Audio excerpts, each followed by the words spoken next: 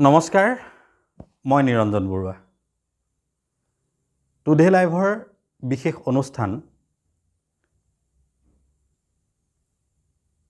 যেহেতু আজি শিক্ষক দিৱস, আমি আজি এই বিশেষ অনুষ্ঠানটো জীপাল কৰি তুলিবৰ বাবে আমি দুগৰাকী শিক্ষাগুৰুৰ কাষলৈ আহিছোঁ আজিৰ দিনটোত। পোনপ্ৰথমে আজিৰ এই পবিত্ৰ ক্ষণত এক কথাত ক'বলৈ গ'লে আজি মহাপুৰুষ শ্ৰীমন্ত শংকৰদেৱ গুৰুজনাৰ তিৰুভাৱ তিথি আৰু আনফালেদি আজি জ্ঞানৰ বন্তি জ্বলাই জ্ঞানৰ পোহৰে আলোকিত কৰি আজিৰ প্ৰজন্মক আন্ধাৰ নাহি পোহৰৰ বাট দেখুৱাই নিয়া শিক্ষাগুৰুসকলৰ পবিত্ৰ স্মৃতিত শিক্ষক দিৱস। সেয়েহে আমি এনে দুজন শিক্ষাগুৰুৰ কাষলৈ আহিব পাৰিছোঁ আজি এই কাৰণেই যে যি দুগৰাকী শিক্ষাগুৰুৱে বৰনাৰায়ণপুৰৰ বুকুত শিক্ষাদান কৰাৰ লগতে প্ৰত্যেকজন ছাত্ৰ ছাত্ৰীৰ মনত হৃদয়ৰ নিভৃত কোণত সোমাই এনেদৰে সমাজখন প্ৰতিনিধিত্ব কৰিছিল যি দুগৰাকী শিক্ষাগুৰুক বাটে ঘাটে দেখিলেও আজিৰ ছাত্ৰ ছাত্ৰীসকলে শিক্ষাগুৰুসকলৰ মনৰ কথা সোধে। পোনপ্ৰথমে টুডে লাইভৰ মজিয়ালে দুইজনা শিক্ষাগুৰুক মই স্বাগতম জনাইছোঁ। আজি শিক্ষক দিৱস, শিক্ষক দিৱসৰ এই পবিত্ৰ ক্ষণত আপোনালোক দুইজনৰে সুস্বাস্থ্য আৰু দীৰ্ঘায়ু কামনা কৰিছোঁ। পৰম পিতা পৰমেশ্বৰে আপোনালোকক কুশলে ৰাখক আৰু অনাগত দিন খুব মধুময়ভাৱে জীৱনবিলাক পাৰ হওক তাৰেই কামনা কৰিছোঁ। শিক্ষক দিৱসৰ এই প্ৰাকক্ষণত অসমবাসীলৈ ছাৰ কি ক'ব? শিক্ষক দিৱসৰ প্ৰাকক্ষণত এইবাৰটো শিক্ষক দিৱসৰ এটা কথা আপুনি উল্লেখ কৰি গৈছে যে এইবাৰ গুৰুজনাৰ তিৰুভাৱ তিথি লগতে শিক্ষক দিৱস দুয়োটাই পবিত্ৰ অনুষ্ঠান একেদিনাই যিহেতু হ'ব, গতিকে আমি এই শিক্ষক দিৱসৰ দিনা অসমবাসীক এটাই কওঁ, সকলো শিক্ষাগুৰুৰ প্ৰতি, শিক্ষকৰ প্ৰতি, আমাৰ প্ৰতি আমি তেখেতসকললৈ শুভেচ্ছা জ্ঞাপন কৰিছোঁ আপোনালোকৰ এই টুডে লাইভ নিউজ চেনেলৰ যোগেদি। আৰু প্ৰতিগৰাকী শিক্ষাগুৰুক তেখেতসকলৰ সুস্বাস্থ্য কামনা কৰিছোঁ আৰু তেখেতসকলে অধিক প্ৰেৰণা আৰু মনোবল লৈ যিসকল নৱপ্ৰজন্মৰ যুৱ প্ৰজন্মৰ শিক্ষাগুৰুৱে বৰ্তমান কৰ্মৰত হৈ আছে তেখেতসকলে কৰ্মক্ষেত্ৰখনত আগুৱাই যাওক আৰু বৰ্তমান নতুন যি শিক্ষা ব্যৱস্থা এই শিক্ষা ব্যৱস্থাৰ লগত তেখেতসকলে খোজ মিলাই যাতে ছাত্ৰ ছাত্ৰীসকলক ভৱিষ্যত মানৱ সম্পদৰূপী ছাত্ৰ ছাত্ৰীসকলক তেওঁলোকে আগুৱাই নিয়ক, প্ৰেৰণা পাওক, আমি ইয়াকে কামনা কৰিছোঁ। আৰু সকলো অসমবাসীলৈ আমাৰ এই শিক্ষক দিৱসৰ পবিত্ৰ দিনটোত আমি শুভেচ্ছা জ্ঞাপন কৰিছোঁ। আমি ধন্যবাদ জনাইছোঁ। আচলতে সন্মানীয় দৰ্শক মণ্ডলী, এইজনেই আছিল সেইজন শিক্ষাগুৰু যিজনক বাটে ঘাটে দেখিলে আজিও সোধে, ছাৰ আপোনাৰ খবৰ কেনেকুৱা, ছাৰ আপোনাৰ ভালনে, আপোনাৰ ঘৰৰ খবৰ কেনেকুৱা। এইজনেই হ'ল সেইজন শিক্ষাগুৰু নাৰায়ণপুৰ উচ্চতৰ মাধ্যমিক বিদ্যালয়ৰ জনপ্ৰিয় শিক্ষাগুৰু দিলীপ বৰদলৈ ছাৰ। আৰু আনজন শিক্ষাগুৰু হৈছে আমাৰ ফুকন বৰদলৈ ছাৰৰ নিচেই কাষতে বহি থকা নাৰায়ণপুৰ বালক মজলীয়া বিদ্যালয়ত শিক্ষাগুৰু এসময়ত কৰিছিল, এতিয়া তেখেতে অৱসৰ লৈছে। সেইজন শিক্ষাগুৰু হ'ল কিৰণ শৰ্মা ছাৰ। ছাৰ আপোনাকো আমাৰ অনুষ্ঠানলৈ স্বাগতম জনাইছোঁ। নমস্কাৰ। জয় টুডে লাইভৰ পৰিয়ালবৰ্গলৈ আমি আমাৰ শ্ৰদ্ধা আৰু কৃতজ্ঞতা জনাইছোঁ। লগতে জগতগুৰু শ্ৰীমন্ত শংকৰদেৱৰ পবিত্ৰ তিথিত তথা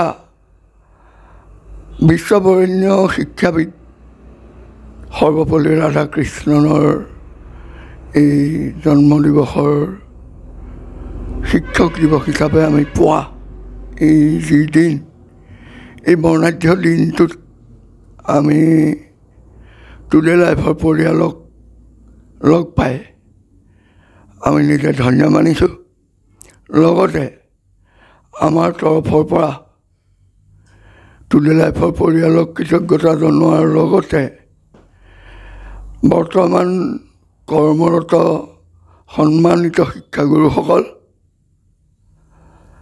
নৱপ্ৰজন্মৰ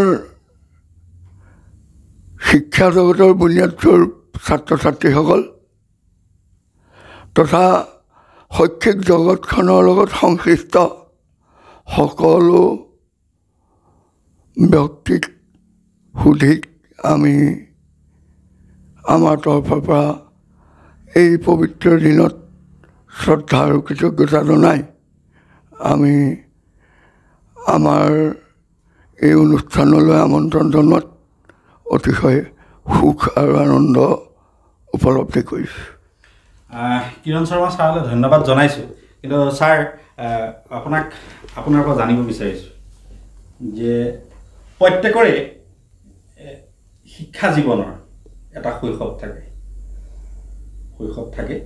হয়তো আজিৰ সমাজৰ ছাত্ৰ ছাত্ৰীয়ে যিটো সোণালী শৈশৱ আগতে আছিলে, যে সোণালী শৈশৱ বুলি ক'লে এনেকুৱা এটা অৱস্থা আছিলে, আমি যদি চাবলৈ যাওঁ, আমাৰ দিনলৈ যদি ঘূৰি যাওঁ, তেতিয়াহ'লে 6 বছৰৰ বয়সলৈকে ল'ৰা ছোৱালী স্কুলত 6 বছৰ বয়সত প্ৰথমে কমান শ্ৰেণীত নাম লগাই দিছিলে, তাৰ পৰা খমান হৈছিলে, তেনেদৰে আগবাঢ়ি গৈছিলে। আৰু শিক্ষা জীৱনৰ যিটো শৈশৱকাল, সোণালী শৈশৱকাল, আপুনি যিহেতু শিক্ষা জীৱনৰ যি সোণালী শৈশৱকাল আপুনি ক'ত আৰম্ভ কৰিছিলে? ধন্যবাদ। আচলতে মোৰ জীৱনৰ সোণালী শৈশৱকালটো যথেষ্ট কষ্টকৰ।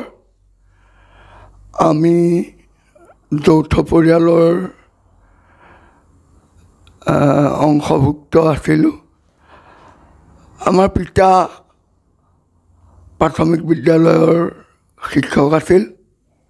সেই যি ধাৰা, শিক্ষকতাৰ ধাৰাতেই আমি আমাৰ পিতাৰ যথেষ্ট আদৰ্শ অনুকৰণ কৰিছিলোঁ। আৰু মোৰ শিক্ষা জীৱন, প্ৰাথমিক বিদ্যালয়ৰ শিক্ষা জীৱন আৰম্ভ হৈছিল আচলতে মোৰ পিতাৰ ওচৰত, নিজৰ গৃহত। আনুষ্ঠানিক শিক্ষা আৰম্ভ হৈছিল 103 নম্বৰ কাঠনি প্ৰাথমিক বিদ্যালয়ত প্ৰথম শ্ৰেণীত। অৰ্থাৎ তেতিয়া দিনত ক আৰু খ শ্ৰেণী আছিল যদিও আমাৰ ঘৰ বিদ্যালয়খনৰ পৰা যথেষ্ট দূৰ হোৱাত আমি এই 2টা শ্ৰেণী পাঠ্যসূচীসমূহ গৃহতে শেষ কৰিছিলোঁ। আৰু প্ৰথম শ্ৰেণীত আমাক নাম লগাই দিয়া হৈছিল। ঠিক বয়স মোৰ মনত নাই, তথাপিও তেতিয়া মই চাগে 6 বছৰৰ ওপৰ হ'ম, এনেকুৱা এটা মোৰ ধাৰণা হয়।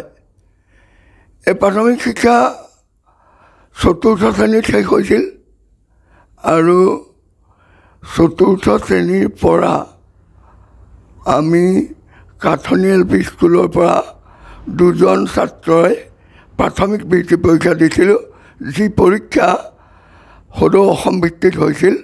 অৱশ্যে দুৰ্ভাগ্যৰ বিষয়, আমি সেই সময়ত বৃত্তি পাবলৈ সক্ষম নহ'লোঁ। এই প্ৰাথমিক শিক্ষা শেষ কৰাৰ পিছত মই ধলপুৰ চৰকাৰী মজলীয়া বিদ্যালয়ত 5ম শ্ৰেণীত নাম লগাইছিলোঁ।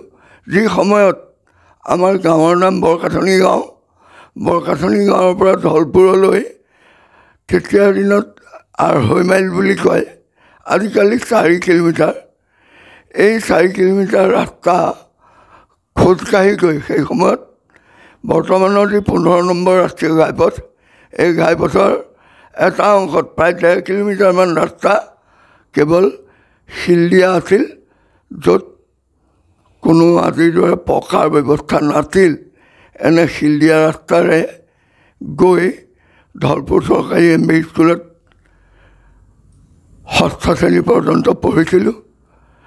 ধলপুৰ MVত পৰীক্ষা পাছ কৰাৰ পিছত তেতিয়াৰ দিনত এটা নিয়ম আছিল যে MV স্কুলৰ ছাত্ৰসকলে হাইস্কুলত নাম লগালে এটা শ্ৰেণী তলত নাম ল'ব লাগে, অৰ্থাৎ এটা বছৰ নষ্ট হয়। তাৰ মূল কাৰণটো হ'ল MV স্কুলত ইংৰাজী শিক্ষা নহৈছিল। ইংৰাজী শিক্ষা নোহোৱাৰ বাবে উভতি আহি হাইস্কুলত পুনৰ ষষ্ঠ শ্ৰেণীত নাম লগায়। সেই হাইস্কুলৰ নাম হ'ল হাৱাজান হাইস্কুল, বৰ্তমান হাৱাজান উচ্চতৰ মাধ্যমিক বিদ্যালয়। ইয়াত ষষ্ঠ শ্ৰেণীত নাম লগায়। মোৰ যিমান দূৰ মনত পৰে 1972 চনৰ পৰ্যন্ত 1971 চনত আমাৰ মাৰ্চ মাহত উচ্চ মাধ্যমিক শিক্ষান্ত পৰীক্ষা হৈছিল আৰু সেই বছৰ আমি 25জন ছাত্ৰই হাৱাজান হাইস্কুলৰ পৰা উচ্চ মাধ্যমিক পৰীক্ষা দিছিলোঁ। ইয়াৰ পিছতেই ঠিক 71 চনৰ জুলাই মাহৰ বৰ আনন্দৰ কথা যে 2 জুলাই তাৰিখে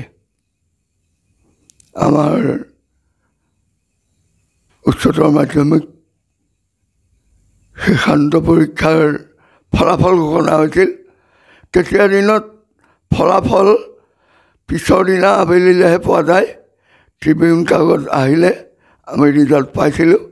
অৱশ্যে মোৰ ব্যক্তিগত ৰিজাল্ট মোৰ খুৰা স্বৰ্গীয় বিপিন চন্দ্ৰ শৰ্মাদেৱ শিক্ষা বিষয়া আছিল।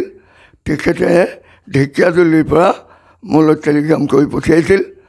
ৰিজাল্ট ইমান উন্নত নহয়, তথাপিও মই মেট্ৰিক পাছ কৰিছিলোঁ 71 চনত। সৌভাগ্যৰ কথা 72 চনৰ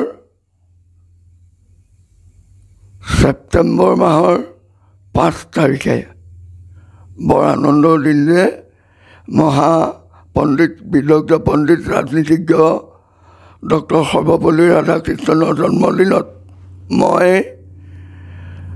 নৰ্মাল স্কুলত ভৰ্তি হৈছিলোঁ। চতিয়া নৰ্মাল স্কুল, বৰ্তমানৰ শোণিতপুৰ জিলা, তেতিয়া দৰং জিলা। আৰু সৌভাগ্যৰ কথা যে সেই বছৰে নৰ্মাল স্কুলত মেট্ৰিক পাছসকলৰ বাবে যিটো কোৰ্চ আছিল, এই কোৰ্চটো 2 বছৰীয়া হৈছিল প্ৰথম। তাৰ আগলৈকে নৰ্মাল স্কুলৰ কোৰ্চ 3 বছৰীয়া আছিল। আমি 2 বছৰীয়া কোৰ্চৰ প্ৰথম বেট্ছৰ মানুহ। আৰু এইদৰে 1974 চনৰ জুলাই মাহৰ 17 তাৰিখে আমি নৰ্মাল স্কুলৰ ফাইনেল পৰীক্ষা শেষ কৰা হৈছে।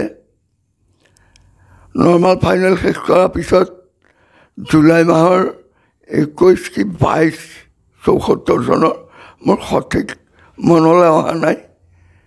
এই তাৰিখটোত আমাক হোষ্টেলৰ পৰা বিদায় দিয়া হৈছিল আৰু তাৰপিছতে আমি ঘূৰি আহিলোঁ। মই সদায় স্মৰণ কৰোঁ যে জুলাই মাহত ঘৰলৈ অহাৰ পিছত আগষ্ট মাহত আমাৰ পিতাৰ শাৰীৰিক অসুস্থতাৰ বাবে নৰ্মাল পাছ যেতিয়া ৰিজাল্ট দিয়া নাই, নৰ্মাল স্কুলৰ পৰা আহিয়েই পিতাৰ অসুখৰ দুমহীয়া ছুটীত সৰ্বপ্ৰথম আমি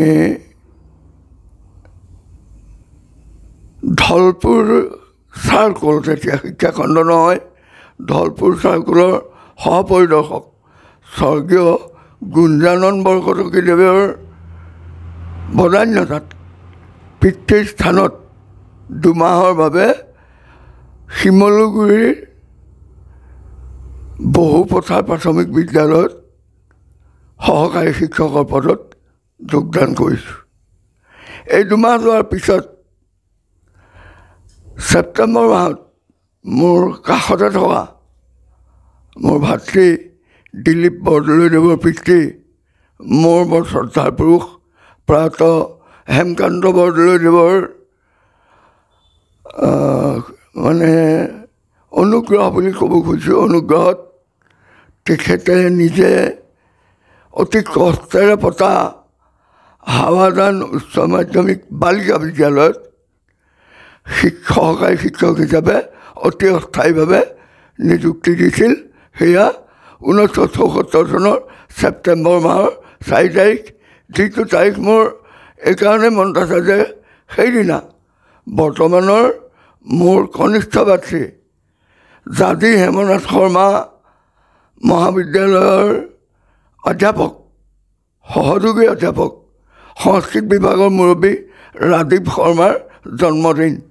এইকাৰণে তাৰিখটো মোৰ শুদ্ধকৈ মনত আছে।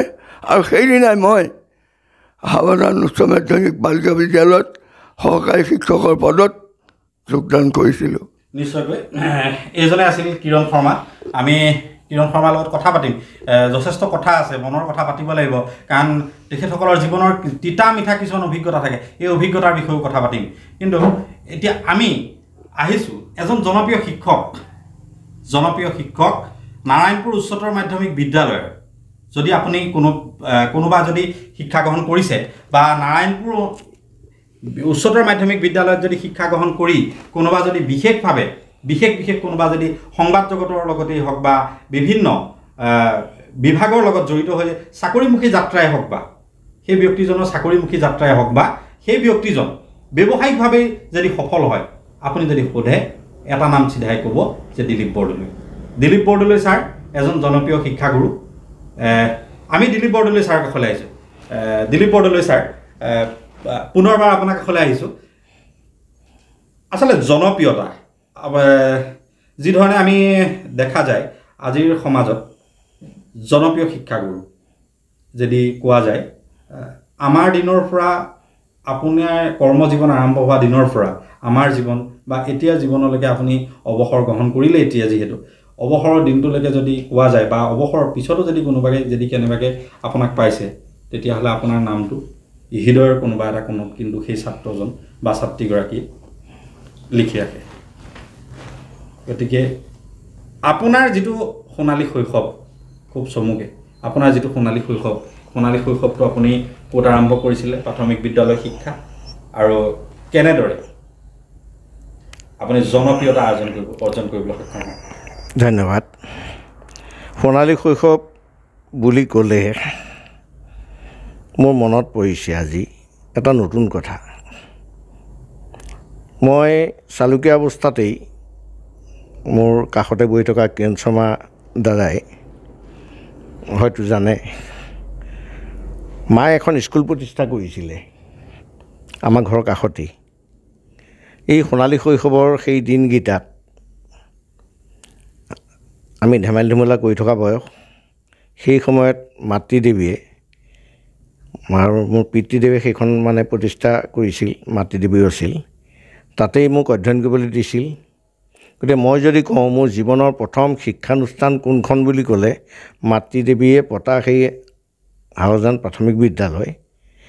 কিন্তু তাত প্ৰায় এবছৰমান পঢ়াৰ পিছত স্কুলখন কিবা কাৰণত স্কুলখন ভাগি গ'ল। ইয়াৰ পিছত মোক মাতৃদেৱীয়ে ঘৰতে পঢ়ুৱালে। প্ৰায় সেই সময়ত মই স্কুলে গৈছিলোঁহে ক খ শ্ৰেণী, প্ৰথম দ্বিতীয় শ্ৰেণীটো ঘৰতে পঢ়ুৱালে। সেইকাৰণে মোৰ প্ৰথম শিক্ষানুষ্ঠান সেই প্ৰাথমিক বিদ্যালয়খন আৰু ঘৰ। তাৰপিছত পিতৃদেৱে নি মোক বৰ্তমান হাৱাজান প্ৰাথমিক বিদ্যালয়, আদৰ্শ প্ৰাথমিক বিদ্যালয় বুলি এখন আমাৰ হাৱাজানৰ মাজমজিয়াত এখন স্কুল আছে। সেইখনৰ কিন্তু MV স্কুল আছিল, পূব কলাবাৰী MV স্কুল। পূব কলাবাৰী MV স্কুলত মোক নি দ্বিতীয় শ্ৰেণীত নাম লগাই দিলে। দ্বিতীয় শ্ৰেণীৰ পৰা যেতিয়া নাম লগাই দিলে মই স্কুল যাবলৈ আৰম্ভ কৰিলোঁ আৰু সেই সময়ত কিছু অসুবিধাও পাইছিলোঁ কাৰণ ঘৰতে বহুত দিন থাকি পেলাই পঢ়া আৰু স্কুলৰ আনুষ্ঠানিক শিক্ষানুষ্ঠানৰ লগত কিছু অকণমান মোৰ অসুবিধাই দেখা দিছিল তথাপি সেই অসুবিধাৰ মাজতো সেই আমাৰ দিনত তৃতীয় শ্ৰেণীৰ শেষ পৰীক্ষা আছিল তৃতীয় শ্ৰেণীৰ পৰীক্ষা দি সেই সময়ত আমি স্কুল এৰিব লাগে আৰু তেতিয়া পৰীক্ষা হয় এটা বৃত্তি পৰীক্ষা আৰু এটা কয় লিভিং পৰীক্ষা আমাৰ দিনত সেই লিভিং পৰীক্ষা এটা চাৰ্কলৰ ভিতৰত হয় গতিকে আমি তাত পৰীক্ষা দিলোঁগৈ পৰীক্ষা পাছ কৰি হাৱাজান উচ্চতৰ মাধ্যমিক বিদ্যালয় তেতিয়া হাৱাজান হাইস্কুল য'ত আমাৰ কিৰণ শৰ্মা দাদাই অধ্যয়ন কৰিছিল সেই তাত ক্লাছ 4 চতুৰ্থ শ্ৰেণীত আমাক নাম লগাই দিলে তেতিয়া 4 পৰা আৰম্ভ হয় আৰু তাই ধাৰাবাহিকভাৱে ৭৭ চনত হাইস্কুল শিক্ষান্ত পৰীক্ষাত উত্তীৰ্ণ হ'লোঁ হাইস্কুল শিক্ষান্ত পৰীক্ষাত উত্তীৰ্ণ হৈ অৱশ্যে এটা কথা সঁচা মোৰ ভাতৃতুল্য জ্যেষ্ঠ ভাতৃতুল্য কিৰণ শৰ্মা দাই যিমানখিনি ষ্ট্ৰাগল বা কষ্ট কৰি পেলাই ঢলপুৰলৈ খোজকাঢ়ি যোৱা কথাটো উল্লেখ কৰিছে মই কিন্তু ইমান কষ্ট কৰিব লগা হোৱা নাছিল কাৰণ মই হাওজানতেই পঢ়িছিলোঁ ঘৰৰ পৰা গৈ স্কুললৈ অহা যোৱা কৰিছিলোঁ তেতিয়া মই হাইস্কুল শিক্ষান্ত পৰীক্ষা পাছ কৰিলোঁ ৭৭ চনত কৰি দৰং মহাবিদ্যালয়ত প্ৰাক বিশ্ববিদ্যালয় আমাৰ দিনত প্ৰাক বিশ্ববিদ্যালয় বুলি কয় হায়াৰ ছেকেণ্ডেৰী কোৰ্চটো আমি তাত অধ্যয়ন কৰিবলৈ গ'লোঁ তাৰপৰা তাত 2 বছৰ পঢ়ি আহি হয়তো ডিগ্ৰী কোৰ্চ পঢ়াৰ কথা ভাবোঁতেই সেই সময়ত ঘৰখনৰ এটা পৰিৱেশ পৰিস্থিতিৰ ওপৰত নিৰ্ভৰ কৰি ঘৰলৈ ঘূৰি আহিব লগা হ'ল আৰু মই আমাৰ কাষৰে গহপুৰৰ চৈয়দপুৰ মহাবিদ্যালয়ত প্ৰায় স্নাতক ডিগ্ৰী নাম লগালোঁ তাৰপৰা মই পাছ কৰি কৰ্মজীৱনটো কিছু দীঘলীয়া প্ৰথমে সেই পঢ়ি থকা অৱস্থাতেই মই নাৰায়ণপুৰ উচ্চতৰ মাধ্যমিক বিদ্যালয় প্ৰথমতে কিন্তু এটা কথা হাৱাজান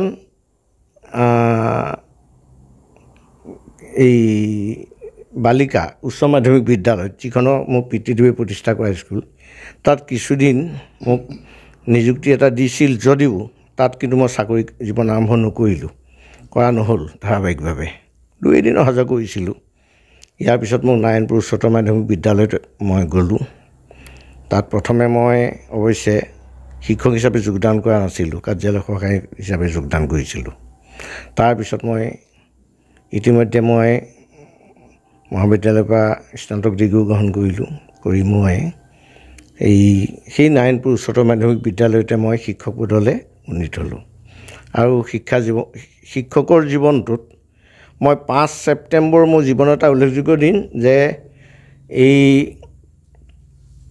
বিশ্ববৰেণ্য শিক্ষাবিদ দাৰ্শনিক সৰ্বপল্লী ৰাধাকৃষ্ণনৰ যি 5 ছেপ্টেম্বৰ জন্মদিন সেই 5 ছেপ্টেম্বৰ তাৰিখেই 1995 চনত মই শিক্ষক হিচাপে সেই নাৰায়ণপুৰ উচ্চতৰ মাধ্যমিক বিদ্যালয়ত যোগদান কৰোঁ নিশ্চয়কৈ সেইদিনা আৰু তেতিয়াৰ পৰা ধাৰাবাহিকভাৱে শিক্ষকতা কৰিলোঁ আৰু প্ৰায় অৱসৰ বছৰ আগতে উপাধ্যক্ষৰ দায়িত্ব লৈ কাৰ্যনিৰ্বাহ কৰি মই অৱসৰ গ্ৰহণ কৰিলোঁ 2023 চনৰ ফেব্ৰুৱাৰী মাহত মই অৱসৰ গ্ৰহণ কৰিলোঁ গতিকে মই ভাল লাগিলে শিক্ষকৰ এটা সপোন আগৰ পৰাই আছিলে কিন্তু এই যাত্ৰাটোত শিক্ষক হিচাপে কৰিবলৈ পাই মই নথৈ আনন্দিত আৰু আপুনি পৰিচয় আগতে কৈছে ছাত্ৰ ছাত্ৰীৰ মাজত জনপ্ৰিয় মই জনপ্ৰিয়তাৰ কথা মই ক'বলৈ নাযাওঁ কিন্তু এটা কথা ঠিক ছাত্ৰ ছাত্ৰীৰ প্ৰতি থকা মোৰ মৰম চেনেহ আন্তৰিকতাৰ কাৰণেই বা তেওঁলোকক শিক্ষাদান কৰা বা অন্য সময়তো ছাত্ৰ ছাত্ৰীসকলৰ লগত যি মোৰ সান্নিধ্য এই সান্নিধ্যটো নিজৰ পুত্ৰ কন্যাৰ গোটেই যি মই তেওঁলোকক ব্যৱহাৰ কৰোঁ সেইকাৰণে হয়তো তেওঁলোকৰ মাজত বন্ধুত্বসুলভ যি মোৰ আচৰণ এই আচৰণৰ কাৰণেই তেওঁলোকৰ হৃদয়ত এটা স্থান পাবলৈ সক্ষম হৈছোঁ আৰু এইবাবে মোৰ মাজে মাজে অনুভৱ হয় মই যেন শিক্ষক হিচাপে মই কিমান পাৰদৰ্শিতাই শিক্ষাদান দিব পাৰিছোঁ শ্ৰেণীকোঠাৰ ভিতৰত সেইটো বিষয়ে মই ক'বলৈ নাযাওঁ কাৰণ সেইটো বিচাৰ কৰিব ছাত্ৰ ছাত্ৰীয়ে কিন্তু তেওঁলোকৰ হৃদয়ত যে মই এটা স্থান ল'বলৈ সক্ষম হৈছোঁ সেইবাবে মই নিজকে সফল বুলিও অনুভৱ হয় তাৰমানে কিছু ক্ষেত্ৰত আজিকালি ছাৰ দেখা যায় দুইজন শিক্ষাগুৰুকে মই কৈছোঁ কিছু ক্ষেত্ৰত দেখা যায় আজিকালি শিক্ষা ব্যৱস্থা উন্নত হৈছে উন্নত নাই হোৱা বুলি এই কথা একেষাৰে নুই কৰিব নোৱাৰি। শিক্ষা ব্যৱস্থা উন্নত হৈছে, শিক্ষা ব্যৱস্থা গ্লোবালাইজেশ্যন হৈছে, ডিজিটেলাইজেশ্যন হৈছে, উন্নত পদ্ধতিৰে ডিজিটেল মাধ্যমৰ যোগেদিও আপোনাৰ শিক্ষা দান কৰিছে, খুব সুন্দৰ। কিন্তু এক কথাত যদি আমি চাবলৈ যাওঁ, শিক্ষা ব্যৱস্থাৰ যিটো উন্নতি, সেই উন্নতি আপোনালোকৰ দিনতকৈ কিন্তু অলপ নিম্নমানৰ হৈছে। নিম্নমানৰ কথাটো আমি এই কাৰণে অনুভৱ কৰিবলৈ গৈছোঁ,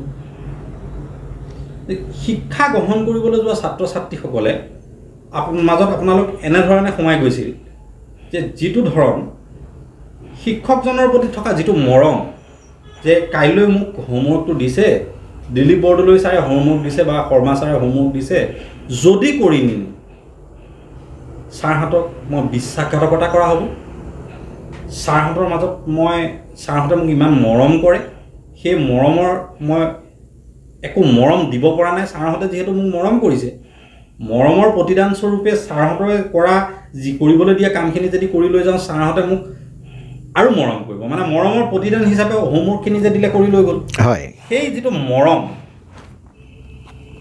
সেই মৰমৰ যিটো বান্ধোন, সেই বান্ধোন এতিয়াৰ যি ছাত্ৰ ছাত্ৰী আমি বিভিন্ন জেগালৈ যাওঁ, দেখা পাওঁ যে এটা ল'ৰা বা এজনী ছোৱালী ৰাতিপুৱা ঘৰখনৰ পৰা যেতিয়া ওলাই যায়, ওলাই যোৱাৰ পিছত 2:30 বা 3টা বজাত কিতাপৰ পিঠিৰ যিটো বোজা, এই বোজাটো লৈ আহি ঘৰ পায়হি, আৰু 3টা বজাৰ পিছত তেখেতসকলে নিজৰ হোমৱৰ্ক কৰিবলগীয়া হয়। এখন বিশাল লিষ্ট, এটা তাগিদা থাকে, নম্বৰৰ এখন দীঘল তালিকা। সেই তালিকাৰ পিছত দৌৰোতে ক'ৰবাত যেন অকণমান ছাৰ জ্যোতি পৰি গৈছে, য'ত আজিৰ ছাত্ৰ ছাত্ৰীয়ে পিতৃ মাতৃৰ প্ৰতি দায়বদ্ধতা কি, শিক্ষাগুৰুৰ প্ৰতি দায়বদ্ধতা কি, গাঁওখনৰ জ্যেষ্ঠজনৰ প্ৰতি দায়বদ্ধতা কি, নিজৰ ভায়েকৰ প্ৰতি দায়বদ্ধতা কি, যিটো বান্ধোন, সামাজিক বান্ধোন আপোনালোকে যেনেধৰণে প্ৰকাশ কৰি পেলাই ল'ৰা ছোৱালীৰ যিটো দৃষ্টিভংগী আকৰ্ষণ কৰিবলৈ চেষ্টা কৰিছিল, তাত বাৰু ক'ৰবাত অকণমান জ্যোতি পৰিছে নেকি ছাৰ? আপোনাক সঁচা কথা ক'বলৈ গ'লে জ্যোতি পৰিছে বুলিও মই একাষে ক'বলৈ নাযাওঁ, নাই পৰা বুলিও ক'ব নোৱাৰোঁ। আমাৰ দিনৰ যিটো পৰম্পৰাগত শিক্ষা ব্যৱস্থা আছিল, কঠোৰ কিছুমান শিক্ষকৰ তেওঁলোকৰ অনুশাসন আছিল। আমি নিজেও ছাত্ৰ অৱস্থাত শিক্ষাগুৰু বহুত সেই সময়ত মানে ক'বলৈ গ'লে মাৰ খাইছিল বুলি ক'ব লাগিব। চেকনিৰ আগত বিদ্যা যিটো আমি পাইছিলোঁ। তথাপি আমি শিক্ষাগুৰুসকলৰ অতি মেধাসম্পন্ন ছাত্ৰ নাছিলোঁ, কিন্তু শিক্ষাগুৰুসকলৰ মৰম পাবলৈ সক্ষম হৈছিলোঁ। আমাৰ দিনত ছাত্ৰ হিচাপে আমি যেতিয়া ছাত্ৰ হৈ আছিলোঁ, তেতিয়াও আমাৰ আজিও হয়তো সেই শিক্ষাগুৰুসকল জীয়াই থকা নাই বেছিভাগেই, ক'ৰবাত দুই এজন হয়তো আছে, কিন্তু আমাৰ শ্ৰদ্ধা ভক্তি এতিয়াও কমি যোৱা নাই। মোৰ বুলিয়েই নহয়, আমাৰ বয়সৰ সেই সময়ৰ সেই প্ৰজন্মৰ এই ছাত্ৰ ছাত্ৰী শিক্ষকৰ প্ৰতি সেই মৰম কমি যোৱা নাই, কিন্তু আজিকালি সেইটো বহুত যথেষ্টখিনি কমিছে, সমাজতো কমিছে। ছাত্ৰ ছাত্ৰী শিক্ষাগুৰুৰ প্ৰতি যিটো আৱেগিক সম্পৰ্ক, আগতে এটা আৱেগিক সম্পৰ্ক আছিল, সেই সম্পৰ্কটো যেন কিছু শিথিল হৈছে, এনেকুৱা এটা কথা অনুভৱ হয়। আজিকালিতো চেকনিৰ আগত বিদ্যাটো নাই। আৰু আমাৰ দিনত এটা আছিল কি, পাছ আৰু ফেইল, কাৰণ শ্ৰেণী পৰীক্ষাত পাছ কৰাটো এটা ডাঙৰ গৌৰৱৰ কথা আছিল। আমাৰ দিনত ফেইল কৰাটো মানে এটা ডাঙৰ কথা আছিল, আৰু সেই সময়ত ফেইল কৰাবিলাকেও পিছত পৰৱৰ্তী পৰীক্ষাসমূহত পাছ কৰি 2-3 বছৰকৈ হয়তো এটা শ্ৰেণীকোঠাত কোনো ছাত্ৰ ছাত্ৰী থকাৰ নজিৰ আছিল। কিন্তু এতিয়াতো সেইটো ব্যৱস্থা নাই। এতিয়া ছাত্ৰ ছাত্ৰীসকলক যেন তেনে পাছ কৰাবই লাগিব, ৰিমেডিয়েল ক্লাছ দি হ'লেও তেওঁলোকক আগুৱাই নিবই লাগিব। গতিকে এইটো আচলতে ছাত্ৰ ছাত্ৰীসকলকো দোষাৰোপ নকৰোঁ, অভিভাৱককো নকৰোঁ, পৰিৱেশৰ তাৰণাত হয়তো এই সম্পৰ্কটো শিক্ষক ছাত্ৰৰ মাজত যিটো সম্পৰ্ক, এইটো কিছু শিথিল হৈছে যেন অনুভৱ হয়। অৱশ্যে এটা কথা, এই ক্ষেত্ৰত চাবলৈ গ'লে শিক্ষকজনৰ দায়িত্ব বেছি। সেই শিক্ষাগুৰুজনৰ নিজৰ ব্যক্তিত্ব সম্পন্ন তেওঁৰ যিখিনি স্বভাৱজনিত আচৰণ, সেই আচৰণে হয়তো ছাত্ৰ ছাত্ৰীসকলক যদি আকৰ্ষণ কৰি বা ছাত্ৰ ছাত্ৰী আৰু শিক্ষাগুৰুৰ মাজত সম্পৰ্কত ছাত্ৰ ছাত্ৰীও আগ্ৰহ দেখুৱাব লাগিব আৰু শিক্ষাগুৰুজনৰো এই ক্ষেত্ৰত ভূমিকা বেছি বুলি মই ভাবোঁ। গতিকে যদি এই সম্পৰ্কটো তেওঁলোকৰ মাজত বেছি ঘনিষ্ঠ কৰিব পাৰে, ছাত্ৰ ছাত্ৰীক শিক্ষাদান কৰাটো যথেষ্টখিনি এই ক্ষেত্ৰত শিক্ষাগুৰুজন সফল হ'ব পাৰে বুলি মই ভাবোঁ। নিশ্চয়, খুব সুন্দৰ কথা কৈছে। আচলতে যিটো ধাৰা, শিক্ষা গ্ৰহণৰ যিটো ধাৰা, এই ধাৰাটো এক কথাত ক'বলৈ গ'লে শিক্ষাগুৰুজনে ছাত্ৰ ছাত্ৰীৰ মাজত যদি নিপুণ আৰু নিখুঁতভাৱে মৰম আৰু স্নেহৰ বান্ধোনেৰে যদি সোমাই পৰে, নিশ্চয়কৈ শিক্ষা জীৱনৰ 100% বা শিক্ষা দান কৰা জীৱনৰ 100% সফল হ'ব বুলি নিশ্চয়কৈ ক'ব পাৰি। মই কাষতে থকা কিৰণ শৰ্মা ছাৰৰ গুৰিলৈ যাব ওলাইছোঁ। ছাৰ, মই আপোনাৰ পৰা জানিব বিচাৰিছোঁ, যিহেতু আপুনি নাৰায়ণপুৰ অঞ্চলৰ বালক মজলীয়া বিদ্যালয় দৰে এখন খুব সুন্দৰ শিক্ষা অনুষ্ঠান, য'ত আজিৰ তাৰিখতো যদি আমি চাওঁ তেতিয়াহ'লে নাৰায়ণপুৰ বালক মজলীয়া বিদ্যালয় অসমৰ মানচিত্ৰত জিলিকি থকা এখন বিদ্যালয়, য'ত এতিয়াও নিখুঁত আৰু নিপুণভাৱে খুব সুন্দৰভাৱে শিক্ষাদান আজিৰ তাৰিখত কৰি আছে। আপোনাৰ শিক্ষকতা জীৱন আপুনি নাৰায়ণপুৰ বালক মজলীয়া বিদ্যালয়ত কৰিছিলে, গতিকে খুব চমুকে আপোনাৰ অভিজ্ঞতা, শিক্ষক জীৱনৰ অভিজ্ঞতা, তিতা মিঠাৰ অকণমান অভিজ্ঞতা আমাক। ধন্যবাদ। মোৰ বৰ আনন্দ লাগে যে মই MV স্কুলত পঢ়িছিলোঁ আৰু ঠিক তেনে MV স্কুলতে মোৰ নিযুক্তি হ'ল। প্ৰথম নিযুক্তি আছিল যমুনাঘাট মজলীয়া বিদ্যালয়। তাৰপিছত 1979 চনত মই জুন মাহৰ 8 তাৰিখে নাৰায়ণপুৰ বালক মজলীয়া বিদ্যালয়লৈ সহকাৰী শিক্ষক হিচাপে বদলি হৈ আহোঁ। আৰু ইয়াৰ পিছতেই এই বিদ্যালয়খনিত যিসকল শিক্ষাগুৰুক মই সহকৰ্মী হিচাপে লগ পালোঁ, এই শিক্ষাগুৰুসকলৰ যি সহমৰ্মিতা, এয়া মোৰ জীৱনৰ এক স্মৰণীয়, এক বৰণীয় মনোভাৱ। এইসকলৰ সহযোগত সেই সময়ত তিতা লগা তেনেকুৱা মোৰ কোনো অভিজ্ঞতা নাই। বিশেষত এইকাৰণেই নাই যে মই শিক্ষকতাৰ উপৰিও এই এগৰাকী জিলা পৰ্যায়ৰ মই ভলীবল খেলুৱৈ আছিলোঁ।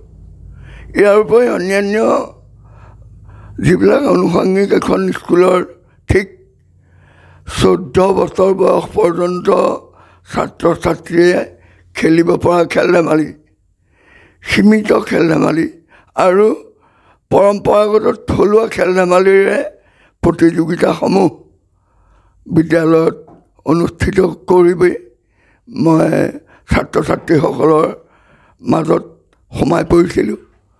আৰু সেইটোতেই মোৰ এটা যোগাত্মক দিশ বোধ কৰোঁ আৰম্ভ হৈছিল যে বহু ছাত্ৰই মোক তেওঁলোকৰ শিক্ষকজন দেখিলে, গণিতৰ শিক্ষকজন, অসমীয়াৰ শিক্ষকজন, বুৰঞ্জী শিক্ষকজনক দেখিলে যিটো সমীভাৱ আছিল, মোৰ বাবে সেই সমীভাৱটো তেওঁলোকৰ নাছিল।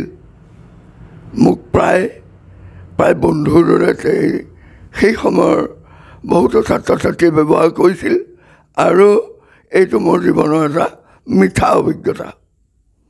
ইয়াৰ মানে শিক্ষাগুৰুসকলে সকলো সময়তে, মই যিহেতু কনিষ্ঠ শিক্ষক আছিলোঁ, গতিকে কোনো ধৰণৰ যদি মই কিবা কাৰণত মোৰ কাম কাজত গঠনমূলক পৰামৰ্শত ভুল হৈছিল, এয়া ইতিবাচক দিশলৈ তেওঁলোকে আঙুলিয়াই দিছিল আৰু মই তেওঁলোকক মোৰ অভিভাৱক স্বৰূপে মানি মই মোৰ কৰ্মক্ষেত্ৰত আগুৱাই গৈছিলোঁ। নাৰায়ণপুৰ বালক মজলীয়া বিদ্যালয় 1892 চনত প্ৰতিষ্ঠিত বুলি নথিত পোৱা যায়। অতি আনন্দদায়ক কথা এটা মই উল্লেখ কৰিব খোজোঁ যে ভাৰতবৰ্ষই নহয় বোধ কৰোঁ ভাৰতৰ বাহিৰতো চিনি পোৱা ৰাজনীতিবিদ শিক্ষাবিদ পণ্ডিত স্বৰ্গীয় বিশ্বনাৰায়ণ শাস্ত্ৰী আমাৰ বৰনাৰায়ণপুৰৰ প্ৰায় 90-99% শিক্ষক শিক্ষাগুৰু অভিভাৱক পিতৃ মাতৃৰ বৰেণ্য শিক্ষাগুৰু মোৰো অতি শ্ৰদ্ধাৰ স্বৰ্গীয় শ্ৰীৰঞ্জন দত্তদেৱ যিগৰাকীৰ তত্বাৱধানত নাৰায়ণপুৰ উচ্চতৰ মাধ্যমিকে আজিৰ পৰ্যায় পালেহি সেইজনো এই বিদ্যালয়ৰ প্ৰাক্তন ছাত্ৰ আছিল। ইয়াৰ বাদেও স্বৰ্গীয় সিদ্ধাৰ্থ নেওগদেৱ বৰ্তমানৰ নাৰায়ণপুৰ উচ্চতৰ মাধ্যমিক বিদ্যালয়ৰ অৱসৰপ্ৰাপ্ত অধ্যক্ষ মোৰ পৰম শ্ৰদ্ধেয় গিৰীশ ভূঞা ছাৰ আৰু এগৰাকীৰ নাম মই পাহৰি গৈছোঁ বেদান্তৰ দেউতাক হাউকুছিৰ বেদান্ত দেউতাক নামটো পাহৰি গৈছোঁ। এনেকুৱাকৈ এইসকল বৰনাৰায়ণপুৰৰ শিৰোমণি স্বৰূপ এইসকলৰ আদি পাঠৰ ঠাই নাৰায়ণপুৰ বালক মজলীয়া বিদ্যালয় আছিল আৰু তেনে এখন প্ৰাচীন অতি ঐতিহ্যপূৰ্ণ বিদ্যালয়ত মই প্ৰায় 39 বছৰ 11 মাহ 19 দিন সহকাৰী শিক্ষক আৰু শেষৰ 2009 চনৰ মে' মাহৰ পৰা 2015 চনৰ 31 ডিচেম্বৰ পৰ্যন্ত প্ৰধান শিক্ষক হিচাপে কাৰ্যনিৰ্বাহ কৰিবলৈ পালোঁ। এই বৰনাৰায়ণপুৰ অঞ্চলটোৰ আটাইতকৈ স্মৰণীয় স্থান মাধৱপুৰৰ মহাপুৰুষ মাধৱদেৱৰ স্মৃতি বিজড়িত নাৰায়ণপুৰ বালক মজলীয়া বিদ্যালয়ৰ প্ৰতি মোৰ সদায় আন্তৰিক শ্ৰদ্ধা কৃতজ্ঞতা আৰু তাৰ শিক্ষাগুৰুসকলৰ সদায় সচেতন মনোভাৱ শ্ৰদ্ধা স্নেহ মোৰ মনত থাকিব। আজিও মই এই বিদ্যালয়খন দেখা পালে ৰাস্তাইদি গ'লেও এই বিদ্যালয়ৰ প্ৰতি মই নমস্কাৰ জনাই পাৰ হৈ যাওঁ। গতিকে মই আজি টুডে লাইভক কৈ ভাল পাইছোঁ যে এই বিদ্যালয়ৰ পৰা অতি কমেও 10 গৰাকী অধিবক্তা প্ৰায় 7 গৰাকীমান অধ্যাপক সহযোগী অধ্যাপক এজন অতি আচৰিত ধৰণৰ মেধাসম্পন্ন ছাত্ৰ যিজনে নাৰায়ণপুৰ উচ্চতৰ মাধ্যমিক বিদ্যালয়ৰ পৰা উচ্চতৰ মাধ্যমিক শিক্ষান্ত পৰীক্ষাত অসমৰ ভিতৰত 2য় স্থান লাভ কৰিছিল অনুপল বৰা মোৰ মনত পৰে। সংবাদ জগতৰ লগত জড়িত জীৱন গোস্বামী লখিমপুৰত তেওঁ আমাৰ বৰ প্ৰিয় ছাত্ৰ। এইসকল নাৰায়ণপুৰ আমি তেওঁলোকক শৈশৱকালতহে লগ পাইছিলোঁ। তাৰপিছত তেওঁলোক যেতিয়া উচ্চ মাধ্যমিক উচ্চতৰ পৰ্যায়লৈ গ'ল এইসকল অৱশ্যে আমি তেওঁলোকৰ প্ৰাথমিক যি শিক্ষা এই প্ৰাথমিক ভেটিটো নিশ্চয় গঢ়িছিলোঁ। ইয়াত কিমান শুদ্ধকৈ গঢ়িব পাৰিছিলোঁ এই কথা ভাবি বা তাৰ এটা নিৰ্দিষ্ট মীমাংসা কৰিব নোৱাৰোঁ যদিও কেতিয়াবা নিজৰ মনটোত ভাল লাগে যে এই ছাত্ৰগৰাকীক এই অধ্যাপকগৰাকীক এই অধিবক্তাগৰাকীক এই প্ৰবক্তাগৰাকীক এই অধ্যাপকগৰাকীক আমি পঢ়াইছিলোঁ। নিশ্চয় আমাৰ যি পাঠদান, এই পাঠদান তেওঁ সুস্থিৰমতে গ্ৰহণ কৰি আমি দিয়া পৰামৰ্শ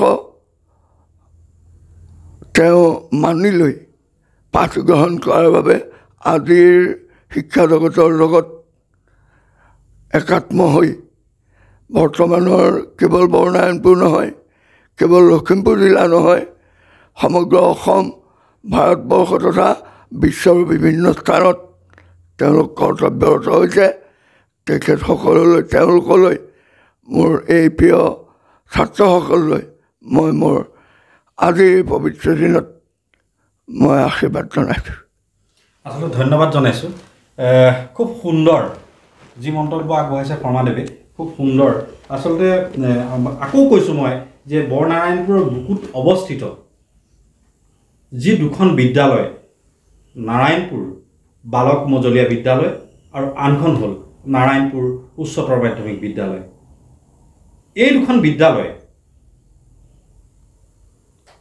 আজিৰ তাৰিখলৈকে নিজৰ স্থিতি, যি শিক্ষাগত ব্যৱস্থা, শৈক্ষিক মাধ্যমৰ যি মান নিৰূপণ, শিক্ষা গ্ৰহণৰ যি মানদণ্ড, সেয়া খুব নিখুঁত নিপুণভাৱে আজিৰ তাৰিখলৈকে ৰাখিছে।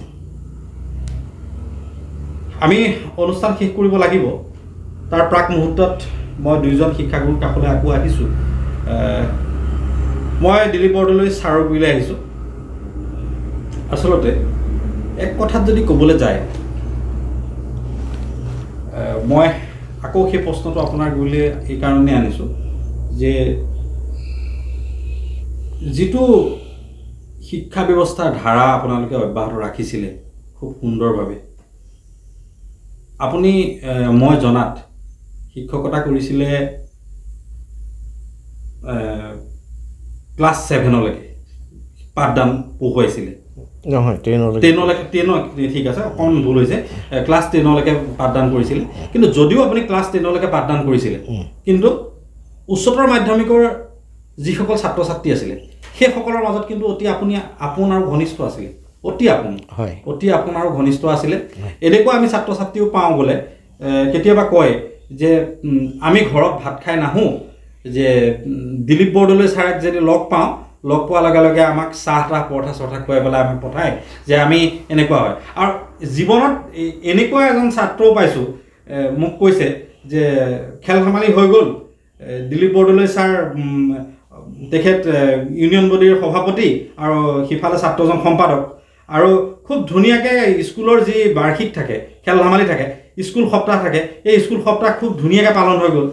ছাৰৰ এনেকুৱা এটা অৱস্থা হ'ল, ছাৰে লাষ্ট যেতিয়া স্কুলবিলাক ছুটি হয় সেইখন সময়ত, মানে খেল ধেমালি এটা সময়সীমা থাকে নিৰ্দিষ্ট সময়ত, বা কেতিয়াবা ফুটবল খেল থাকে, সেইবিলাক সৰ্বসাধাৰণতে দেৰিকৈ হয়, কাৰণ বিয়লি বেলা নহ'লে দুপৰীয়া অনুষ্ঠিত কৰিব নোৱাৰে, যাৰ পৰিপ্ৰেক্ষিতত ছাৰ থাকি দিবলগীয়া হয়। যেতিয়া ছাৰ থাকি দিবলগীয়া হয়, ল'ৰা ছোৱালীবিলাকে খেলি ধূলি সকলোৰে ভাগৰ লাগে আৰু ভোক লাগে। ওচৰতে নাৰায়ণপুৰত এখন খুব চিনাকি হোটেল, বৰুৱা হোটেল বুলি এখন হোটেল আছিলে, আৰু তাৰ হোটেলত সকলোকে চাহ মিঠাই খুৱাই পইচা পাতি দি আজৰি। লাষ্টত এনেকুৱা এটা পৰ্যায় হ'ল, ছাৰ ঘৰলৈ আহিবৰ টাইমত পকেটত সোমোৱাই দেখে যে গাড়ী ভাড়াটো ছাৰৰ নাই, ছাৰৰ গাড়ী ভাড়াটো নাই, তেনেকুৱা এটা পৰ্যায়। তাৰপিছত ওচৰতে থকা পাণ দোকানীজনে ছাৰক ক'লে, আপুনি চিন্তা কৰিব নালাগে, ছাৰ যাওক। ছাৰে পাণ দোকানীজনে ছাৰক পইচা দি পেলাই কৈছে, হ'ব ছাৰ আপুনি যাওক, আপুনি চিন্তা কৰিব নালাগে, তেনেকুৱাকৈও ছাৰক পঠাইছে। গতিকে সেই পাণ দোকানীজনো ছাৰৰ ছাত্ৰ। আমি যিবিলাক এক কথাত ক'বলৈ গ'লে যুৱ প্ৰজন্ম আদ্ৰা হয়। আৰু এজন স্বনামধন্য কণ্ঠশিল্পী জুবিন গাৰ্গেও কৈছে যে আদ্ৰা হ'ব লাগে। আদ্ৰা এইকাৰণে হ'ব লাগে যে যোগাত্মক দিশৰ যিবিলাক কথা, এই কথাবিলাক ওলায়। যদি আদ্ৰা নহ'লহেঁতেন হয়তো আমি নাৰায়ণপুৰৰ এজন শিক্ষাগুৰু দিলীপ বৰদলৈ যিখন মুখৰ আঁৰৰ যিখন কাহিনী, বা খুব ধেমেলীয়া কাহিনী এইবিলাক, কাৰণ আজিকালি তেনেকুৱা পোৱা নাযায় খুব, গতিকে তেনেকুৱা যি কাহিনী, এই কাহিনীৰ ৰসিক কাহিনীবিলাক কিন্তু আমি নাজানিলোহেঁতেন। গতিকে মই বৰদলৈ ছাৰৰ পৰা জানিব বিচাৰিছোঁ এই ৰসিক কাহিনীৰ আঁৰত মানুহৰ আচলতে মনটো যিটো ডাঙৰ মন হ'ব লাগে, সেই ডাঙৰ মনটোৱে প্ৰমাণ কৰি দেখুৱায় কিছুমান কথা, যাৰ কাৰণে আজিও দিলীপ বৰদলৈ ছাৰৰ কথা, এই চাকৰি জীৱনৰ পৰা যি অৱসৰ লোৱাৰ পিছতো কিন্তু নাৰায়ণপুৰৰ যিসকল আপুনি পঢ়োৱা ছাত্ৰ বা লখিমপুৰ জিলাতেই হওক বা নাৰায়ণপুৰ অঞ্চলৰ পৰা গৈ যিসকলে বিভিন্ন অনুষ্ঠানৰ লগত জড়িত হৈ আছে গুৱাহাটীতেই হওক সেই ছাত্ৰসকল বা ছাত্ৰীসকলৰ মুখত কিন্তু দিলীপ বৰদলৈ ছাৰৰ নামটো শুনিবলৈ পোৱা যায় গতিকে এই শিক্ষাটো আপুনি ঘৰখনৰ পৰা নিশ্চয়কৈ পাইছে কাৰণ শিশুৰ ঘৰখনেই হ'ল আচল শিক্ষাৰ ঠাই গতিকে ঘৰখনৰ যি মনোভাৱ এই মনোভাৱ আপুনি নিশ্চয়কৈ পাইছিলে আৰু যি মা দেউতাৰ আশীষ শিৰত লৈ যিখিনি কাম কৰিছিলে নিশ্চয়কৈ চাগে সেইকাৰণে জীৱনটো সুন্দৰ হৈছিলে নে কি কৈছে হয় সঁচাকৈ ক'ব লাগিব মোৰ জীৱনটো গঢ় দিয়াত মোৰ পিতৃদেৱ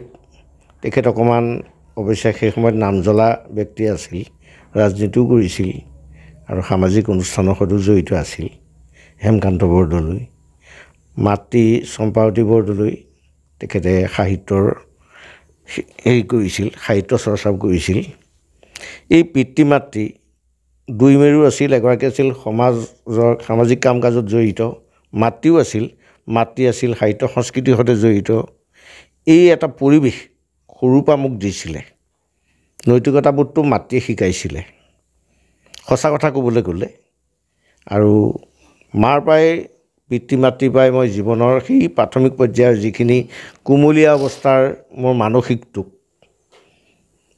জীৱনৰ দীঘলীয়া বাট চোৱাত আগবাঢ়িবৰ কাৰণে যথেষ্ট সাহস আৰু প্ৰেৰণা জনাইছিল নৈতিকতাবোধৰ পৰা আৰম্ভ কৰি আচৰণ বিধিৰ পৰা আৰম্ভ কৰি সকলোখিনি এই গৃহতেই যথেষ্ট আমাৰ ঘৰলৈ সমাগম হৈছিল অতিথিসকলৰ এই গৃহতেই এই আপোনালোক য'ত এতিয়া আজি বহি আছে অতি পুৰণি গৃহ এই গৃহতেই বহুত মানুহৰ সান্নিধ্য লাভ কৰিবলৈ সক্ষম হৈছিলোঁ এইবিলাকেই মোক আগুৱাই নিছিল অৱশ্যে এটা কথা মই অথনি বক্তব্যত কিৰণ শৰ্মা ছাৰে যেনেকৈ আজি নিজৰ বিদ্যালয়খনৰ ঐতিহ্যৰ বিষয়ে অকণমান দোহাৰিছে মই ভাগ্যৱান বুলি ক'ব লাগিব নাৰায়ণপুৰ এই বাৰ বৈষ্ণৱৰ জন্মস্থান বৰনাৰায়ণপুৰৰ মাজমজিয়াত অৱস্থিত ঐতিহ্যমণ্ডিত নাৰায়ণপুৰ উচ্চতৰ মাধ্যমিক বিদ্যালয়ত শিক্ষকতা কৰিবলৈ পোৱাটো মোৰ কাৰণে এটা জীৱনৰ ডাঙৰ যোগাত্মক দিশ যিখন বিদ্যালয়ত অতি পুৰণি শিক্ষাগুৰুসকলক পাইছিলোঁ আৰু নাৰায়ণপুৰৰ মাজমজিয়াত বহুতো বন্য ব্যক্তিৰ সান্নিধ্য শিক্ষাগুৰুসকলৰ লগত সামাজিক বা সমাজখনৰ লগত ছাত্ৰ ছাত্ৰীৰ মাজত এই যি এটা পৰিৱেশ দিলে সেই পৰিৱেশেও মোক কিন্তু অকণমান এনেকুৱা ধৰণৰ এটা পৰিৱেশলৈ লৈ যাবলৈ বাধ্য কৰিলে মই আপুনি কৈছে হয়তো কোনো ছাত্ৰ ছাত্ৰীৰ পৰা আপুনি মোৰ বিষয়ে অকণমান জানিছে এটা কথা ঠিক মই এজন হাইস্কুলৰ শিক্ষক আছিলোঁ হাইস্কুলৰ শিক্ষক হিচাপে সাধাৰণতে নিজৰ শ্ৰেণীকোঠাকেইটাৰ মাজতেই বহুতৰ সম্পৰ্কটো সীমাবদ্ধ থাকে মোৰ কিন্তু অকণমান ব্যতিক্ৰমী শিক্ষক আছিলোঁ মোৰ শ্ৰেণীকোঠাৰ বাহিৰেও সামগ্ৰিকভাৱে গোটেই বিদ্যালয়ৰ ছাত্ৰ ছাত্ৰীসকলৰ লগত মই এটা সম্পৰ্ক গঢ়িবলৈ সক্ষম হৈছিলোঁ হয়তো শ্ৰেণীকোঠাৰ পাঠদানৰ মাজেদিয়েই হওক বা বিদ্যালয়ত হোৱা সহপাঠ্যক্ৰমিক যিবিলাক দিশ সাহিত্য সংস্কৃতিৰ দিশেই হওক খেল ধেমালিৰ মাজেদিয়েই হওক ছাত্ৰ ছাত্ৰীৰ লগত সম্পৰ্ক কৰিছিলোঁ সেয়েহে মোৰ বিদায় সভাত এজনে কৈছিল যে তেখেত আছিল উচ্চ আৰু উচ্চতৰ মাধ্যমিক শাখা দুটাৰ এক সাকু বুলি অভিহিত কৰিছিল মোৰ আজিও মনত আছে মই ছাত্ৰ ছাত্ৰীৰ লগত সম্পৰ্ক ৰাখিছিলোঁ তেওঁলোকক অধ্যয়ন কৰিছিলোঁ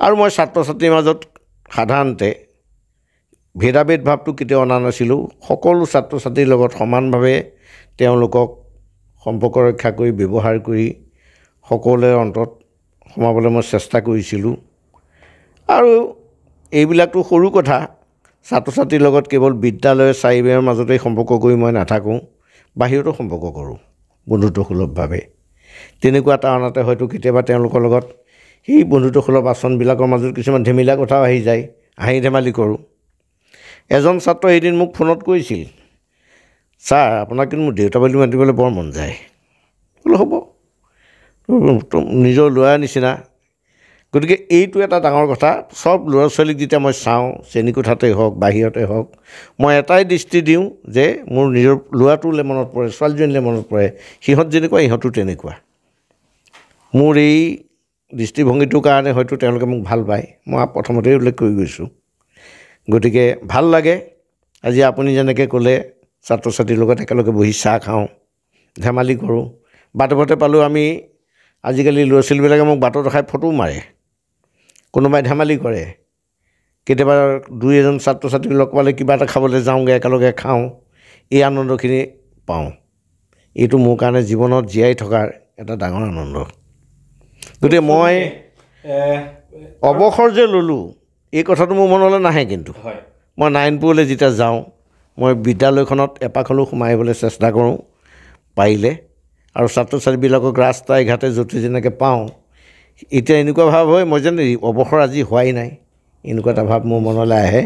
আপুনি ছাৰ কীৰ্তি শিক্ষকৰ বঁটা কেতিয়া পাইছিলে? মই 2023 চনত। 22 চনত। 22 চনত ৰিটায়াৰ অৱসৰ আপুনি কিমান? এই 23 চনৰ ফেব্ৰুৱাৰীত হৈছিলে। হয়। আৰু কিৰণ শৰ্মা ছাৰে কীৰ্তি শিক্ষকৰ বঁটা কেতিয়া পাইছিলে?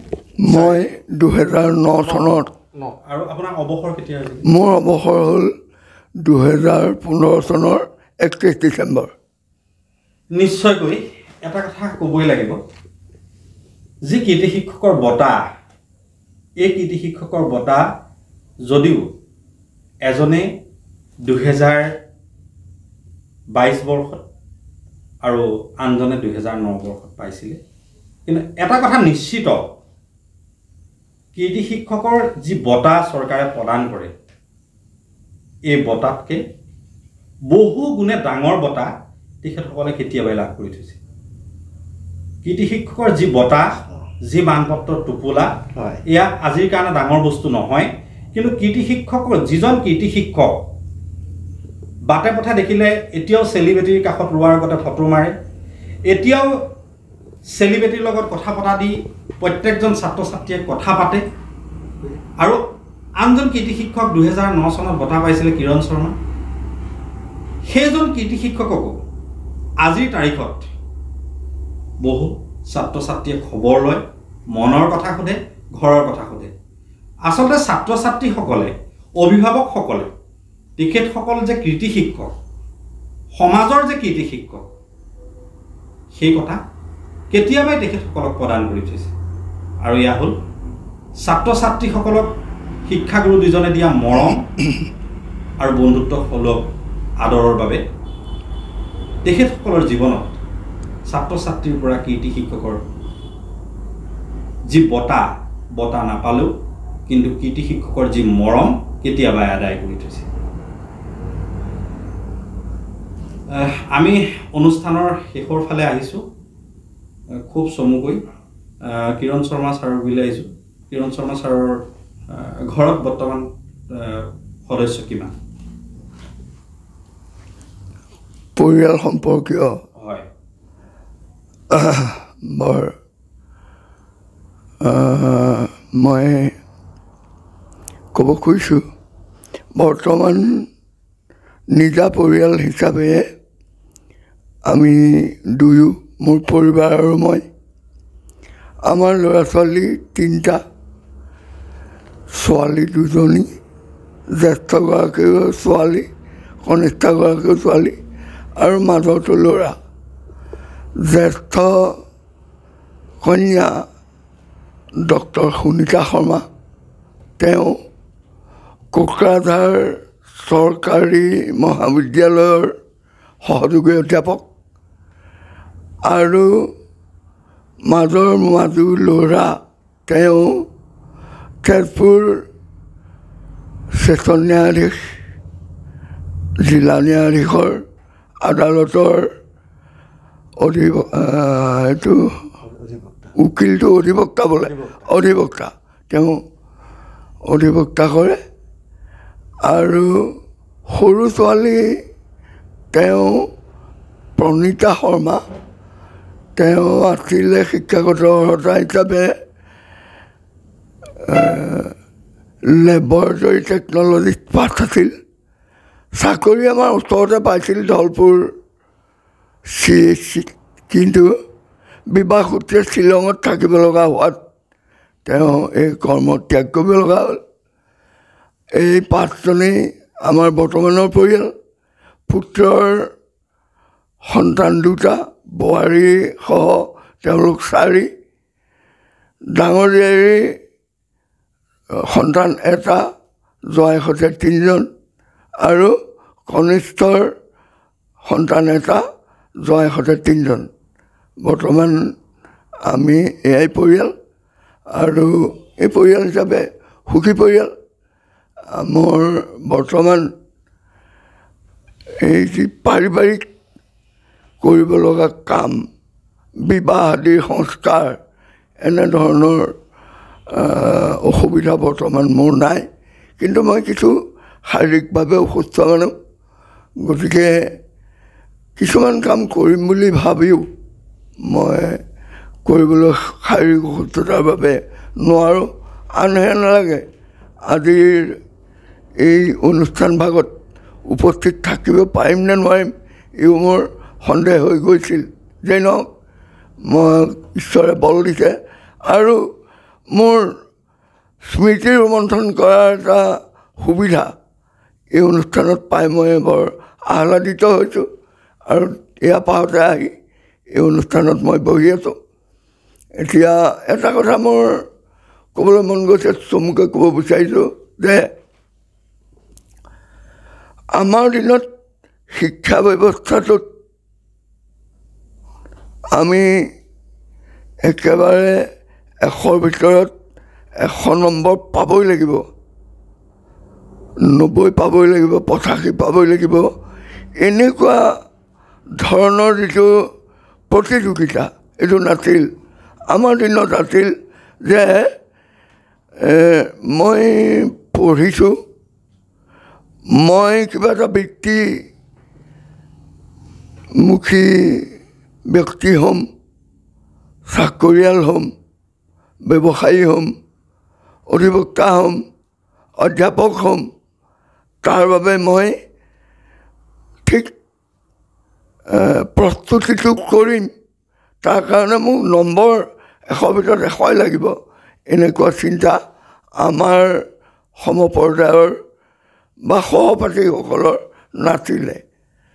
আমাৰ সহপাঠীসকলৰ দিনত এতিয়া হয়তো ক'লে আজিৰ ছাত্ৰই হাঁহিব, হ'লেও আমাৰ এনেকুৱা আছিল এটাতকৈ গেধাটোকো মই পঢ়া অংকটো দেখুৱাই দি যেনে তেনে 30 নম্বৰ পোৱাবলৈ তাক যত্ন কৰোঁ যে সিও পাছ কৰক, সিও পৰীক্ষাটোত পাছ কৰক, 30 নম্বৰ সিও পাওক, এই ধাৰণাটো আছিল। সেইদৰে আমাতকৈ মেধা সম্পন্নজনেও আমাক কিবা এটা শব্দ খুচুককৈ কৈ দিছিল, আমুকটো লেখ, যাতে তাৰ সমপৰ্যায় নহ'লেও মই যাতে 2টা নম্বৰ বেছি পাওঁ। কিন্তু আজি দেখিছোঁ আজিৰ ছাত্ৰ ছাত্ৰীৰ এই যিটো আত্মীয়তা, এইটোৰ প্ৰভাৱ, এইটো অত্যন্ত নিজৰ হওক, মোৰ লগত থকা চববোৰ আঁতৰ হৈ যাওক, সিহঁতে চবেই ফেইল কৰক, এনেকুৱা এটা মনোভাৱ। এইটো আচলতে ইতিবাচক মনোভাৱ বুলি মই ভাবিব নোখোজোঁ। আৰু বৰ্তমানৰ যি নতুন শিক্ষা ব্যৱস্থা, নিউ এডুকেশ্যন পলিচি বুলি কৈছে, এই পলিচি সম্পৰ্কে মই বৰ বিস্তৃত অধ্যয়ন কৰিব পৰা নাই। কিন্তু যিবিলাক শব্দৰ দ্বাৰা এই বাতৰি কাকত, টিভি বা অন্যান্য মাধ্যমত বিভিন্ন ধৰণৰ শব্দেৰে এই শিক্ষা ব্যৱস্থাটোক আগুৱাই লৈ গৈ থকা বুলি কৈছে বা সৰ্বভাৰতীয় পৰ্যায়ৰ লগত একেলগ বা সমপৰ্যায়ৰ কৰিম বুলি কৈছে, ই অসমত কিমান ফলপ্ৰসূ হ'ব এয়া নিশ্চয় সময়ে ক'ব। এতিয়াও এইটো তেনেই প্ৰাৰম্ভিক অৱস্থাত আছে আৰু পৰৱৰ্তী সময়ত ইয়াৰ ফলাফল হয়তো আমি দেখা নাপাবগৈ পাৰোঁ। কিন্তু উত্তৰ কালৰ, ভাবি কালৰ আজিৰ প্ৰজন্মই পাব। আৰু আজি গোটেই পৃথিৱীখন যিহেতু এখন ঘৰ হৈছে, পৃথিৱীখন এখন ঘৰৰ নিচিনা হৈছে, গতিকে আজিৰ ছাত্ৰ ছাত্ৰী প্ৰতিযোগিতামুখী হ'বই লাগিব। গোটেই বিশ্বৰ তৎকালীন সকলো খা খবৰ তেওঁলোকৰ নখদৰ্পণত থাকিব লাগিব আৰু তেতিয়াহে আজিৰ যুগটোত খোজত খোজ মিলাই আজিৰ প্ৰজন্ম আগবাঢ়ি যাব পাৰিব। খুব সুন্দৰ কথা এইবুলি ভবা হৈছে। খাপ খাই সকলো যাতে আগবাঢ়ি যাব পাৰে সেই খুব আজিৰ এই পবিত্ৰখনত খুব সুন্দৰ মন্তব্য আগবঢ়াইছে। আমি শৰ্মা ছাৰলৈ ধন্যবাদ জ্ঞাপন কৰিছোঁ। খুব চমুকে দিলীপ বৰদলৈ ছাৰৰ কাষলৈ আহিছোঁ মই। ছাৰ আপোনাৰ পৰিয়ালৰ বিষয়ে ক'ব। মোৰ পৰিয়ালৰ বিষয়ে ক'বলৈ গ'লে মই মোৰ পত্নী আমি দুজন ল'ৰা ছোৱালী তিনিজন ল'ৰা ছোৱালীৰ ভিতৰত মোৰ ল'ৰা এটাই, তেওঁ জ্যেষ্ঠ আটাইতকৈ। জ্যেষ্ঠ পুত্ৰ বৰ্তমান ভাৰতীয় কৃষি গৱেষণা পৰিষদত তেওঁ কৰ্মৰত হৈ আছে, গুৱাহাটীত থাকে। আৰু জ্যেষ্ঠ কন্যাই বিয়া দিলোঁ ডক্টৰ পাপৰি বৰদলৈ। তেওঁ ইতিমধ্যে PhD কমপ্লিট কৰিছে, আজি এমাহ হৈছে। তাৰপিছতে তেওঁ হয়তো চাকৰিমুখী যাত্ৰাত অব্যাহত আছে। তেওঁ বৰ্তমানলৈকে কোনো মহাবিদ্যালয়ত হোৱা নাই এতিয়ালৈকে, হয়তো হ'বও পাৰে। 3 নম্বৰ ছোৱালীজনী গুৱাহাটীতে পঢ়ি আছে, BBA পাছ কৰিছে, এতিয়া MBA কৰিবৰ কাৰণে সাজু হৈছে। এই 3টা ল'ৰা ছোৱালী আৰু আমি দুজন ঘৰত থাকোঁ। সিহঁত 3জনেই গুৱাহাটীত থাকে। অৱশ্যে মোৰ ভৱিষ্যত কৰিবলগীয়া কামৰ শেষ হোৱা নাই। এতিয়াও ল'ৰা ছোৱালীকেইটিৰ ওপৰত মোৰ দায়বদ্ধতা বা দায়িত্ব যথেষ্ট পৰিমাণে আছে। যিমান দিন পাৰোঁ তেওঁলোকক আগবাঢ়াই নিবলৈ চেষ্টা কৰি থাকিম। এয়াই মোৰ পৰিয়াল। সন্মানীয় দৰ্শক মণ্ডলী, আজিৰ এই পবিত্ৰ দিনটোত এফালে যদি চাবলৈ যাওঁ, পুনৰ কৈছোঁ, মহাপুৰুষ শ্ৰীমন্ত শংকৰদেৱ গুৰুজনাৰ তিৰুভাৱ তিথি, আনফালে শিক্ষক দিৱস। এই পবিত্ৰ দিনটোত আমি দুগৰাকী মহান শিক্ষাবিদ, নাৰায়ণপুৰ অঞ্চলৰেই নহয়, লখিমপুৰ জিলা লগত বিভিন্ন অনুষ্ঠান প্ৰতিষ্ঠানৰ লগত জড়িত হৈ তেখেতসকলে নিজৰ যি দায়বদ্ধতাৰে সকলো সুচাৰুৰূপে পৰিচালনা কৰিবলৈ সক্ষম হোৱা দুজন ব্যক্তি আছিল, এজন শৰ্মা ছাৰ, আনজন বৰদলৈ ছাৰ। আমাক এইকণ সময় দি আজিৰ এই বিশেষ অনুষ্ঠানটো জীপাল কৰি তোলাৰ বাবে আমি পোনপ্ৰথমে টুডে লাইভৰ পৰা দুয়োজন শিক্ষাগুৰুলৈ আন্তৰিক ধন্যবাদ জ্ঞাপন কৰিছোঁ। আমি পুনৰবাৰ কৈছোঁ, শিক্ষা আমাক লাগিবই, শিক্ষা আমি গ্ৰহণ কৰিব লাগিব। শিক্ষাৰ সমান্তৰালভাৱে আধ্যাত্মিক যি দৰ্শন, আধ্যাত্মিক দৰ্শনো লাগিব। এক কথাত যদি চাবলৈ যাওঁ, মানুহৰ ঘৰবোৰ পকা হ'ল, মনবোৰ কেঁচা হ'ল। পদূলিৰ নঙলা জপনা আঁতৰি সুউচ্চ গেটখন হ'ল, জেওৰাখনৰ জেগাত ৱালখন হ'ল। মানুহৰ মাজত ব্যৱধানবিলাক বাৰু আহি পৰিল নেকি? ব্যৱধান অকল শিক্ষক আৰু ছাত্ৰৰ মাজতেই নহয়, ব্যৱধান আহিল নেকি সমাজ ব্যৱস্থা? আজিৰ সমাজত প্ৰত্যেকেই নিজেই নিজৰ প্ৰতি দায়বদ্ধ হওক। শিক্ষাগুৰুসকলৰ প্ৰতি ছাত্ৰসকল দায়বদ্ধতা হওক, পিতৃ মাতৃৰ প্ৰতি নিজৰ পুত্ৰ জীয়ৰীসকল দায়বদ্ধতা হওক, আইতাকৰ প্ৰতি নাতিনীসকল দায়বদ্ধতা হওক। পুনৰবাৰ আমি আশা কৰিছোঁ, এক জটিল সময়, সন্ধিক্ষণ বৰ জটিল। এই জটিল সময়ৰ প্ৰাক মুহূৰ্তত আমি অসমবাসীৰ সন্মুখত দুজনকৈ শিক্ষাগুৰুৰ মুখেৰে তেখেতসকলৰ জীৱনৰ যি শৈশৱ তিতা মিঠাৰ অভিজ্ঞতা, এই অভিজ্ঞতাৰ বিষয়েও সন্মানীয় দৰ্শকসকলে জানিলে। আৰু ইয়াৰ লগে লগে মই নিৰঞ্জন বৰুৱাই আজি এই অনুষ্ঠানৰ পৰা বিদায় মাগিছোঁ। আমিও এই সুযোগতে টুডে লাইফৰ আপোনালোকৰ আটাইকেইগৰাকীলৈ আমি ধন্যবাদ, কৃতজ্ঞতা জ্ঞাপন কৰিছোঁ। এই পবিত্ৰ দিনটোত আহি আমাৰ দুয়োগৰাকীকে, মোৰ জ্যেষ্ঠ ভাতৃ স্বৰূপ কিৰণ শৰ্মা দাদা আৰু আমাক আপোনালোকে যি সাক্ষাৎ লৈ ৰাইজৰ আগত আমাৰ দুআষাৰ বক্তব্য মেলি দি যি প্ৰয়াস কৰিলে তাৰ কাৰণে ধন্যবাদ জনাইছোঁ। আপোনালোকক জনাইছোঁ। আপোনালোকৰ নিউজ চেনেলৰ সমূহ কৰ্মকৰ্তাবৃন্দক আমাৰ ফালৰ পৰা ধন্যবাদ জনাই আমাৰ মনৰ একাষাৰ ইমানতে শেষ কৰিছোঁ। আমি ইয়াৰ লগে লগে এই অনুষ্ঠানৰ পৰা মই নিৰঞ্জন বৰুৱাই বিদায় মাগিছোঁ। ধন্যবাদ।